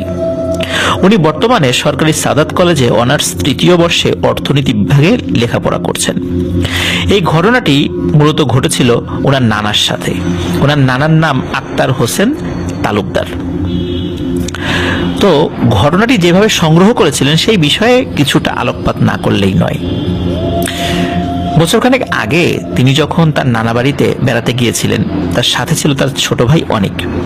তো নানা বাড়িতে বেশ কিছুদিন বেড়াচ্ছিলেন। এর মধ্যে কি হলো যে নানা বাড়ির পাশে কিন্তু একটি পুকুর রয়েছে, ওই পুকুর পাড়ে ওনারা মাছ ধরতে বসেন 10টা-11টার দিকে। তো ঘন্টাখানেক মাছ ধরছিলেন তারা, ছিপ ফেলে মাছ ধরছিলেন। তো দুপুরবেলা আজানের সময় হয়ে যায়, জোহরের আজানের সময়। ওই সময় তার নানা, এই যে আক্তার হোসেন তালুকদার সাহেব, উনি গোসল করার জন্য পুকুর পাড়ে আসেন। এবং গোসল করার জন্য উনি কি করেন, ওনার শরীরে পাঞ্জাবি ছিল, পাঞ্জাবিটা খুলে ফেলেন, পাঞ্জাবির নিচে গেঞ্জি ছিল সেটাও খুলে ফেলেন এবং পুকুরে নামবেন। তখন হঠাৎ করে এই যে রোকনুজ্জামান তালুকদার ভাই, তার যে ছোট ভাই অনিক, সে এই রোকনুজ্জামান ভাইকে বলছে যে ভাই দেখো, নানার পিঠে যেন কিসের একটা দাগ। তখন অনেক নানার পিঠের দিকে তাকায় এবং দেখে তাই তো, কিন্তু অদ্ভুত দাগ, আগে তো কখনো দেখেনি, কারণ তার নানা কখনো খালি গায়ে থাকতেন না। এই জন্য এই দাগটি তারা কখনো দেখতে পায়নি এবং তার মায়ের মুখ থেকেও কখনো এই বিষয়টি শোনেনি। তখন তারা নানাকে জিজ্ঞেস করে, নানা ভাই তোমার পিঠেটা কিসের দাগ? তো হঠাৎ করে ওদের এই প্রশ্ন শুনে উনি বেশ বিব্রত হন, বিষয়টি এড়িয়ে যেতে চান। কিন্তু ওরাও তো নাছোড়বান্দা, ওরা কথা শোনে না, তারা শুনবেই এইটা দাগটা কিসের। কারণ হচ্ছে এই দাগটা অদ্ভুত ধরনের একটি দাগ ছিল। এই দাগটি একটি আগুনে ছেঁকা খাওয়া দাগ এবং মনে হচ্ছে এই ছেঁকাটা স্বাভাবিক না, মানুষের 5 হাতের আঙ্গুলের ছাপ পড়ে যাওয়া একটি দাগ। তখন নানা ওই ঘটনাটি বলেন, যেই ঘটনার প্রেক্ষাপটে এই দাগটির সৃষ্টি হয়েছিল। আর এই ঘটনাটি মূলত এখন আমরা বলতে যাচ্ছি। তো নানা ভাই বলেন, ঘটনাটির সময়কাল ছিল 1967 বা 68 সাল, এমন একটি সময়। ওনার বয়স ছিল তখন 24 কি 25 বছর। ওনার আরো 2জন বন্ধু ছিলেন, একজন নাম ওমর আর একজন নাম খোরশেদ। তারা সমবয়সী ছিলেন। যুবক বয়সে অনেক দুষ্টুমি বাদরামি তারা করেছেন। বিশেষ করে শীতকালে খেজুরের রস খাওয়াটা, চুরি করে খেজুরের রস খাওয়াটা ওনাদের খুবই একটা স্বভাবজাত বিষয় ছিল। আর এমনিতে ওনারা যেখানে যেতেন একসাথে যেতেন, খুব মজা করতেন। তো ওই 67 বা 68 সালে শীতকাল তখন আর কি, ওনারা দিনের বেলা একটি গ্রামে মাছ ধরতে গেছেন, ওখানে একটা বিলে বেশ ভালোই মাছ পাচ্ছিলেন ওনারা। তো সারাদিন মাছ ধরেছেন, অনেক মাছ পেয়েছেন। মাছ ধরে যখন ওখান থেকে ফিরছিলেন তখন দেখেন যে ওই গ্রামের অনেকগুলো খেজুর গাছে, ওই গাছি যারা ওই যে ওখানে হাড়িগুলো পাতে রস নেয়ার জন্য ওই হাড়ি পাচ্ছেন। এই হাড়ি পাতা দেখে ওমরের মাথায় একটু দুষ্টু বুদ্ধি খেলে যায়। তখন বলে ওঠে, এরে আক্তার, অনেক গাছের খেজুরের রসই তো খাইলাম, এই গ্রামে খেজুরের রস খেতে হবে না? আয় আজ রাতে আসি, বিকেলবেলা তো এই হাড়ি পেতে গেছে, মাঝরাতের দিকে খাওয়ার মতো অনেক রস জমবে। ওদিকে খোরশেদ বলে, হ্যাঁ ভালো কথা, তাই তো, এই এলাকার হাড়ির রস তো খাওয়া হলো না।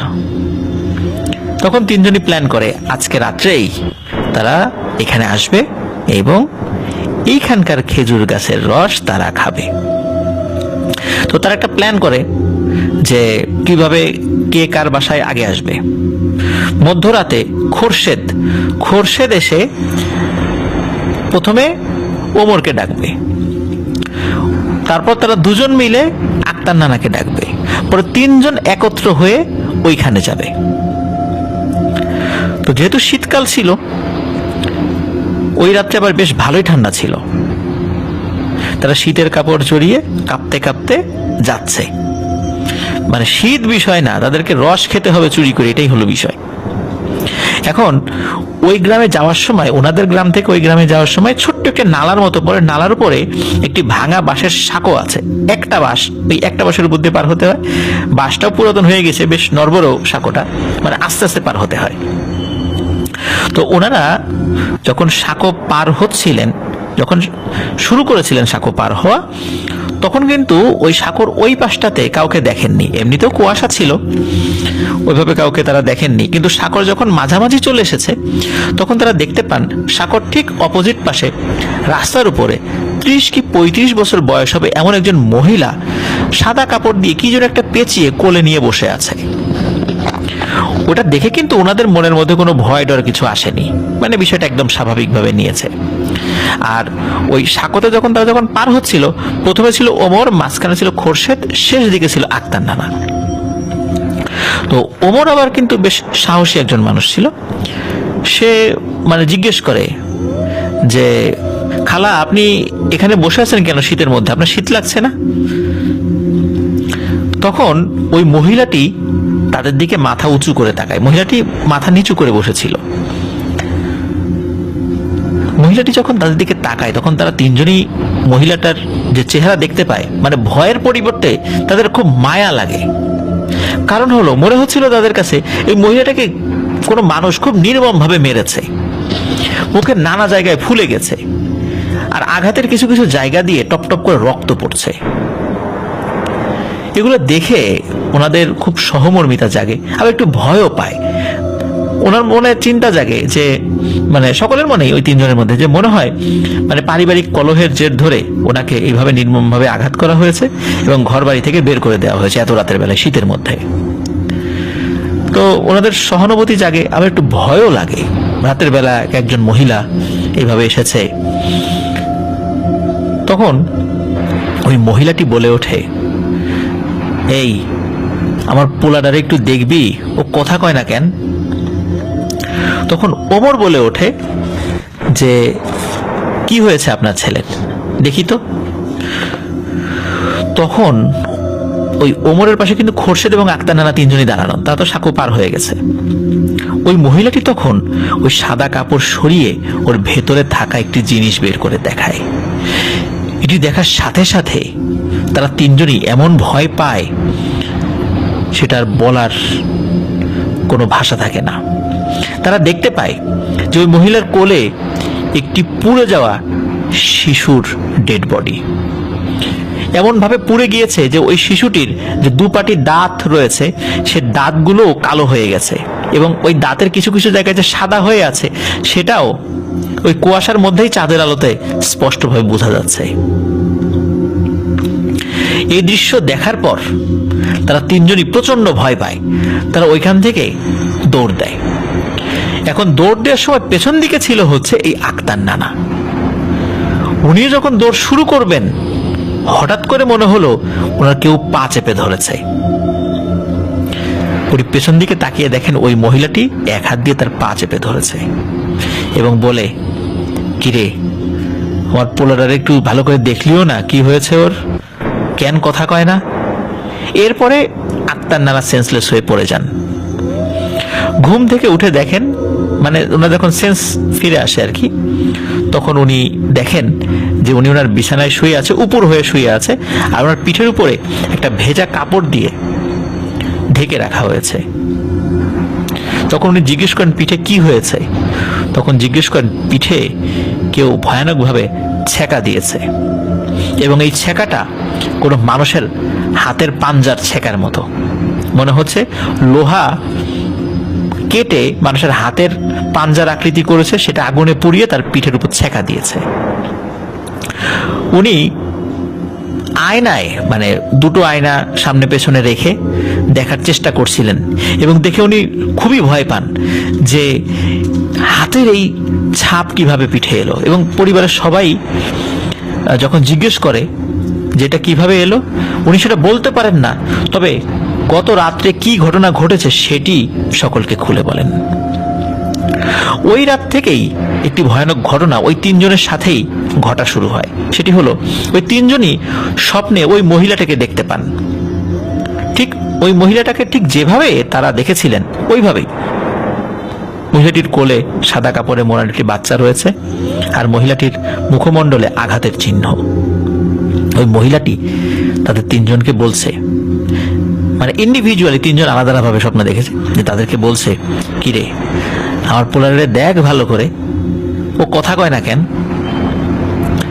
তো এই স্বপ্ন তারা ঘুমের মধ্যে দেখতো আর চিৎকার করে ঘুম থেকে জেগে উঠতো। কয়েকদিনের মধ্যে তাদের শরীর মারাত্মকভাবে খারাপ হতে থাকলো এবং তারা খুব চিকন হয়ে যেতে থাকলেন।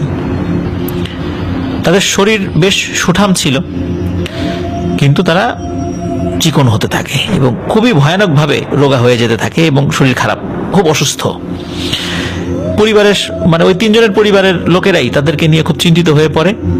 যেহেতু একটা ভয়ানক ঘটনা ঘটেছে, তখন চিন্তা করে মানে কাদের কাছে, মানে কার কাছে নিয়ে যাওয়া যায়, কোন ব্যক্তির কাছে নিয়ে গেলে মোটামুটি সে একটু ভালো করে বুঝতে পারবো। ওই গ্রামে একজন ইমাম সাহেব ছিলেন এবং ভালো বুজুর্গ মানুষও তিনি ছিলেন, তার কাছে নিয়ে যাওয়া হয়।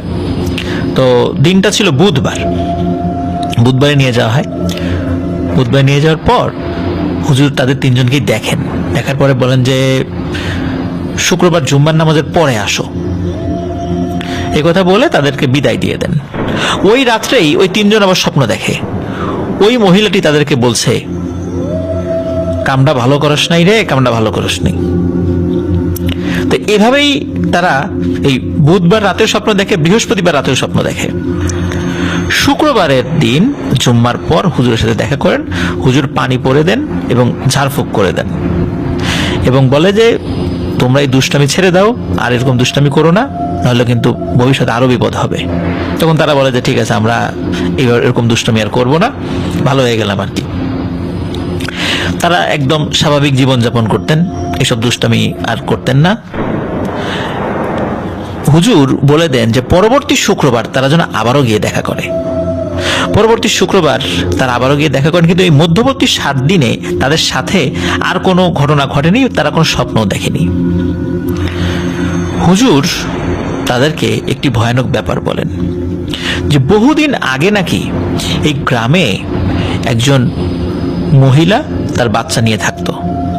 তার হাজবেন্ড ছিল, কোনো কারণে কয়েকদিন যাবৎ তার হাজবেন্ড বাড়ির বাহিরে ছিল। তো সন্ধ্যার পর ওই মহিলা রান্না করছিল, অজানা কোনো কারণে তার ঘরে হঠাৎ করে আগুন লেগে যায়। ঘরে তার শিশু বাচ্চা ছিল, 1.5 থেকে 2 বছর বয়সী। এখন হঠাৎ করে আগুন লেগে গিয়েছে, মানে মুহূর্তের মধ্যে দাউ দাউ করে জ্বলে উঠছে, কারণ শন দিয়ে তৈরি, চারদিকে পাটখড়ির বেড়া, আগুন লাগলে তো বুঝতেই পারছেন যে কিভাবে মানে জ্বলে উঠবে। ওই মহিলাটি তার বাচ্চাকে বাঁচানোর চেষ্টা করেন, কিন্তু ব্যর্থ হন। ওই ঘরের মধ্যেই ওই বাচ্চাটা আগুনে পুড়ে মারা যায়। বাচ্চার মৃত্যুতে সে এতটাই শোকাহত হয় যে সে মানসিকভাবে বিপর্যস্ত হয়ে পড়ে, পাগলামি শুরু করে, এদিক ওদিক ঘুরে বেড়াতো এবং এই পাগলামি করার কারণে এলাকার মানুষ তাকে মারধর করত। একটা সময় নাকি এই সাঁকোর কাছে একটা গাছ ছিল, এই গাছের সাথে উনি গলায় দড়ি দিয়ে মারা যান এবং এরপর থেকে ওই মহিলাটিকে নাকি অনেকেই এই জায়গায় দেখত। এই কারণে ওই গাছটি পরে কেটে ফেলা হয়। বহুদিন যাবত ওই মহিলাটাকে কেউ দেখেনি, কিন্তু এই ওমর, খোরশেদ এবং আক্তার নানার সাথে তার দেখা হয়ে যায়। এই দাগটা মূলত ওই মহিলারূপী ওই জিনের হাতের ছাপ। মৃত মানুষটা কখনো ফেরত আসতে পারে না। দুষ্টু জিনেরা এই অপমৃত্যু যারা শিকার হয়, অনেক সময় তাদের রূপ ধরে মানুষের সামনে বারবার আসে। তো এটি ছিল ঘটনা। আমি যখন রোকনুজ্জামান তালুকদার ভাইয়ের সাথে কথা বলছিলাম, আমি চিন্তা করেছিলাম যে আক্তার নানার পিঠে ওই দাগের একটা ছবি যদি আমরা পেতাম, কিন্তু রোকনুজ্জামান তালুকদার ভাই আমাদেরকে জানালেন যে 4-5 মাস আগে ওনার নানা ভাই ইন্তেকাল করেছেন, ইন্না লিল্লাহি ওয়া ইন্না ইলাইহি রাজিউন। তো এমনিতে ওনার ওই দাগটার ছবি উনি কখনো তুলতে দিতেন না, এটাও একটা কথা। আর রোকনুজ্জামান তালুকদার ভাই এবং পরিবার সদস্যরা হাত দিয়ে ওই জায়গাটা ছুঁয়ে অনেকবার দেখেছেন, এটাই আমাকে জানিয়েছেন। অসংখ্য ধন্যবাদ রোকনুজ্জামান তালুকদার ভাইকে। চমৎকার একটি ঘটনা, একটি সত্য ভয়ঙ্কর ঘটনা, এরকম ঘটনা আসলে খুব একটা পাই না। এই ঘটনাটি আমাদেরকে আপনি পাঠিয়েছেন, আশা করছি আপনি আরো ঘটনা আমাদেরকে পাঠাবেন, সে অপেক্ষায় থাকবো।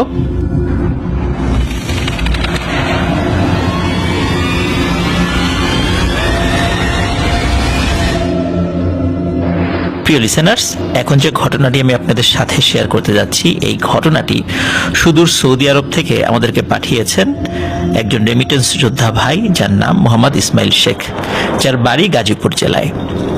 আর ঘটনাটি মূলত তার খুব কাছের বন্ধু এবং প্রতিবেশী নাইমের সাথে ঘটেছিল বছরখানেক আগে। নাইমদের পরিবার ব্যবসায়িক পরিবার, তার বাবা একজন পেশাদার ব্যবসায়ী এবং বেশ নামাজ কালামী মানুষও বটে। একজন পরহেজগার মানুষ হিসেবে এলাকায় তার সুখ্যাতি রয়েছে।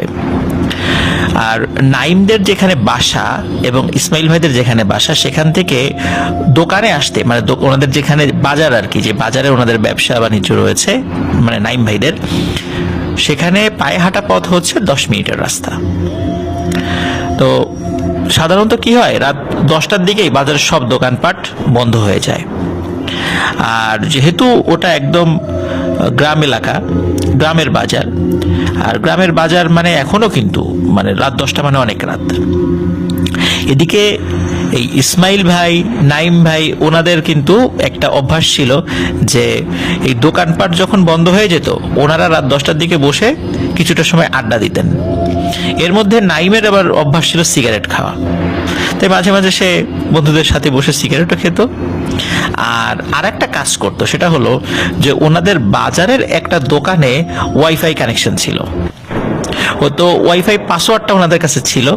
তো ওনারা যেটা করতো, দিনের বেলা তো আসলে ওয়াইফাই ব্যবহার করার সুযোগ থাকতো না, রাতের বেলা দোকান বন্ধ হয়ে গেলে ওই দোকানের কাছে গিয়ে ইউটিউবে ঢুকে অফলাইনে বিভিন্ন ভিডিওগুলো ডাউনলোড করে রাখতেন, বাড়িতে গিয়ে সেগুলো দেখতেন। নাটক, তারপরে মুভি, এই জিনিসগুলো অফলাইনে ডাউনলোড করে রাখতেন। তো যেদিন ঘটনা ঘটে তার আগের দিন মানে আগের রাত্রে আর কি, নাইম একা একা যাচ্ছে ওই দোকান থেকে কিছুটা সময়, ওই যেখানে ওয়াইফাই রয়েছে আর কি, সেখানে কিছুটা সময় কাটিয়ে কিছু মুভি ডাউনলোড করে বাড়ির দিকে যাচ্ছে।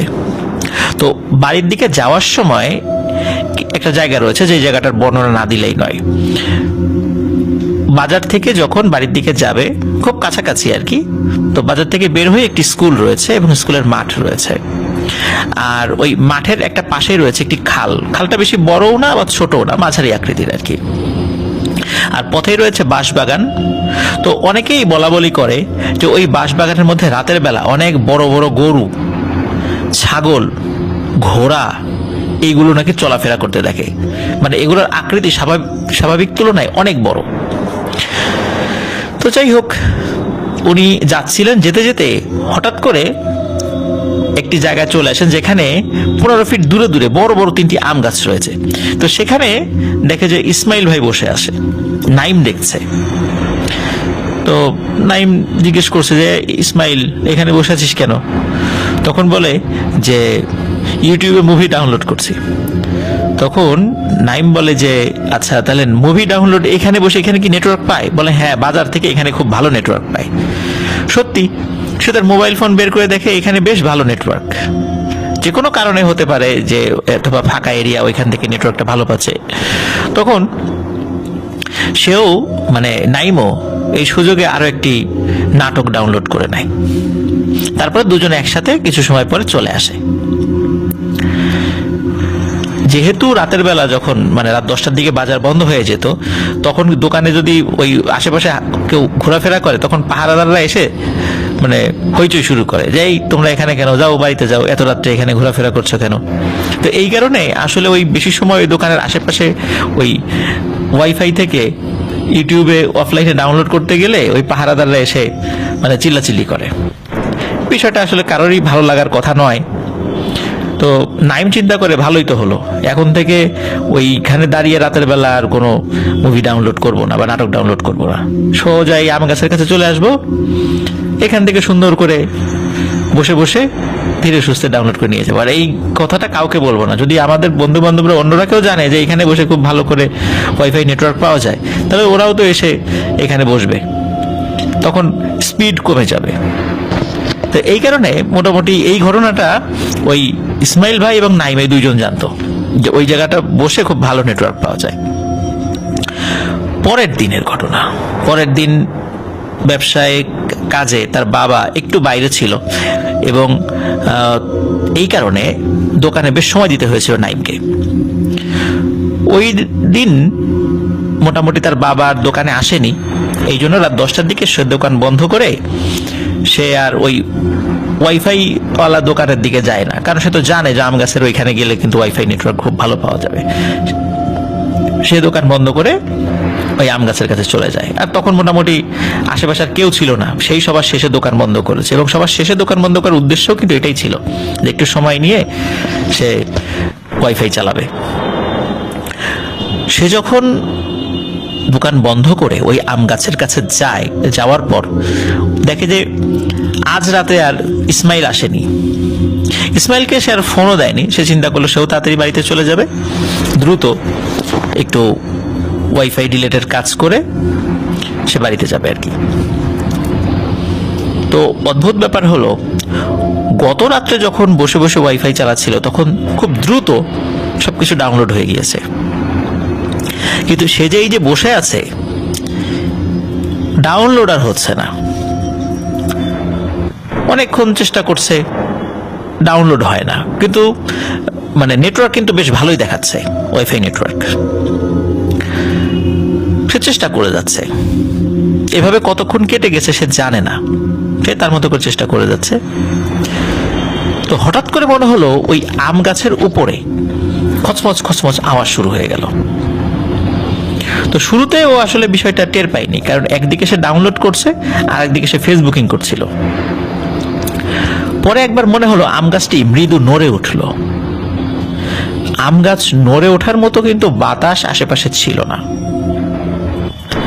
তখন সে উপর দিকে তাকায়। উপর দিকে তাকানোর পরে সে যেটা করে, ভালো করে দেখতে পায় না, খালি মনে হচ্ছিল উপরে কিছু একটা আছে। তো ও আসলে অত কিছু চিন্তা করেনি যে কি আছে না আছে। ও কি করেছে, মোবাইলের আলোটা জ্বালিয়েছে, মানে টর্চ লাইট, যেটা মোবাইলের ফ্ল্যাশ লাইট মূলত যেটাকে বলে। তো ফ্ল্যাশ লাইট জ্বালিয়েছে, জ্বালানোর সাথে সাথে দেখে যে খুব বড় মোটা সোটা কিছু একটা, মানে এটা বানর বা হনুমান থেকেও অনেক বড় কিছু একটা, এরকম মনে হলো আর কি। এক লাফে এক গাছ থেকে আরেক গাছে চলে গেল। এ দৃশ্য দেখে ও ভয় পায় যে কিরে, এটা কি দেখলাম, এটা তো বানর বলে মনে হয় না, আর আমাদের আশেপাশে বানর তো কখনো দেখিনি, আর এত রাতের বেলা তো বানর থাকার কথাও না। তো হতে পারে কোনো কারণে বানর আসতেও পারে। তো যাই হোক, সে চিন্তা করেছে যেটা গেছে গেছে, সে তার কাজে মন দেয়, ফেসবুকিং শুরু করে। মাঝে মাঝে দেখছিল যে তার ডাউনলোডিং এর কত দূর অগ্রগতি হলো। এর মধ্যে কি হয়, ওই গাছটি আবার নড়ে ওঠে। এবারের নড়াটা মনে হয় একটু বেশি মনে হলো তার কাছে।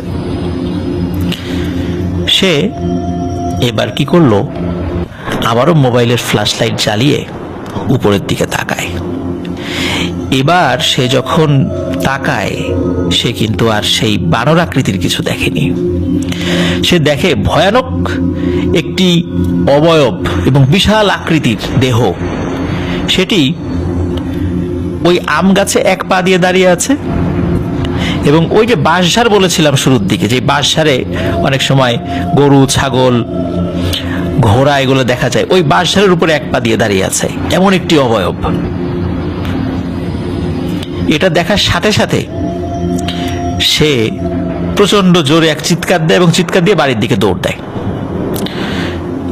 বাড়িটা তার খুব কাছেই ছিল, দ্রুত সে বাড়িতে চলে যায়। বাড়িতে যাওয়ার পরপরই সে দেখে যে বাড়ির সবাই ঘুমিয়ে গেছে।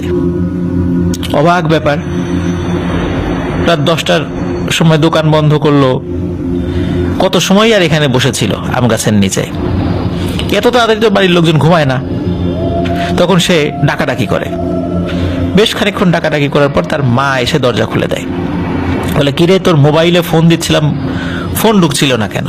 কত সময় ধরে ফোন দিচ্ছি, লোক পাঠালাম তোকে খোঁজার জন্য, তোকে কোথাও খুঁজে পাওয়া গেল না, কোথায় ছিলি? তখন সে বলে, কই, আমি তো 10টার পরে দোকান বন্ধ করে বাড়ির দিকে আসার পথে আম গাছের নিচে কিছুটা সময় বসেছিলাম। বলে যে, আম গাছের নিচে এত সময় বসেছিলি? বলে, এত সময় কই, আমি তবে সর্বোচ্চ 1 ঘন্টা হয়েছে।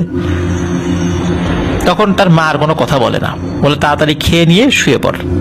তো উনি বলে যে, না, আমি খাবো না, আমার ক্ষুধা নেই। এই বলে সে দ্রুত ঘরে গিয়ে শুয়ে পড়ে। ওই যে ভয়ঙ্কর জিনিসটা দেখেছে সে ওই সময় কাউকে শেয়ার করে না।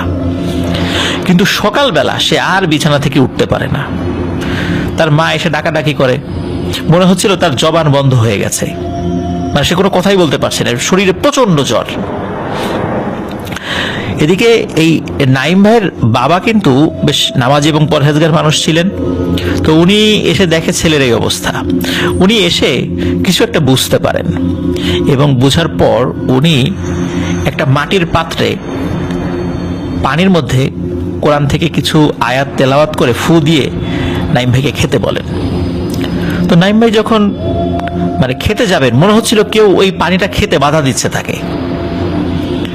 কিন্তু নাইম ভাইয়ের বাবা তার মাথার পেছনে হাত দিয়ে পানি খেতে সাহায্য করছিলেন। হয়তো নাইম ভাইয়ের বাবাও কিছু বুঝতে পারছিলেন। তো পানিটা খাওয়ার সাথে সাথে নাইম ভাই কথা বলা শুরু করে, মানে মনে হচ্ছিল তার জবান খুলে গেল। এবং কথা বলা যখন শুরু হয়ে যায় তখন তিনি বলেন গত রাত্রে তিনি কি দেখেছেন।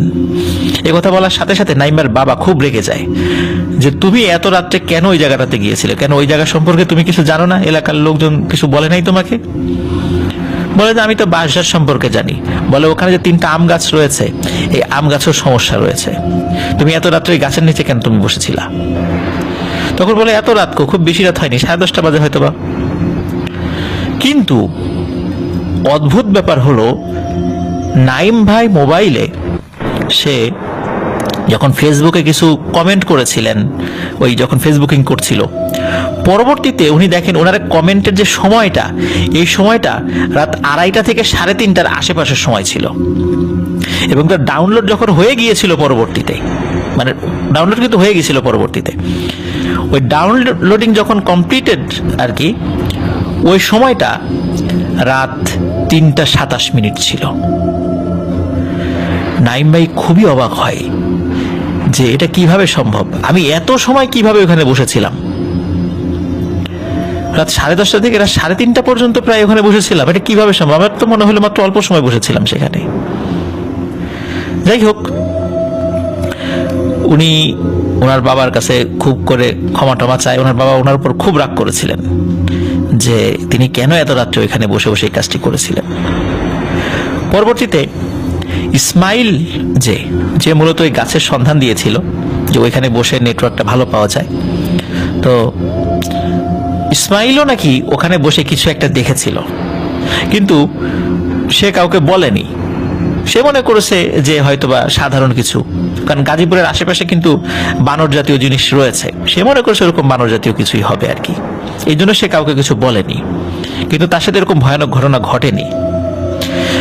যখন নাইম ইসমাইল ভাইকে বিষয়টা বলার পরে তখন ইসমাইল বুঝতে পারে যে হ্যাঁ, সেও আসলে বানর আকৃতির কিছু দেখেনি, সেও ভয়ানক কিছুই দেখেছিল, কিন্তু তার সাথে এই ভয়ানক ঘটনাটি ঘটেনি। তো যাই হোক, প্রিয় লিসেনার্স, আপনারা নিশ্চয়ই বুঝতে পারছেন যে ফাঁকা জায়গায় থাকলেই যে সেখানে বসতে হবে এবং সেখানে নেটওয়ার্ক পেলেই যে সেখানে বসে কাজ করতে হবে, বিষয়টা এমন নয়। জায়গাটা নিরাপদ কিনা এই বিষয়টিও আমাদের মনে রাখা জরুরি। আর রাতের বেলা এভাবে একা একা কোনো গাছের নিচে বসে থাকা উচিত নয়, কারণ গাছে সাধারণত ভালো হোক খারাপ হোক জিনপরি কিন্তু থাকেই। তো কেউ যদি একা একা সেখানে বসে থাকে, স্বাভাবিকভাবেই সে ভয় পেতেই পারে, এটা খুবই স্বাভাবিক। তো এমন একটি ঘটনা আমাদের ইসমাইল ভাইয়ের বন্ধু নাইমের সাথে ঘটেছিল।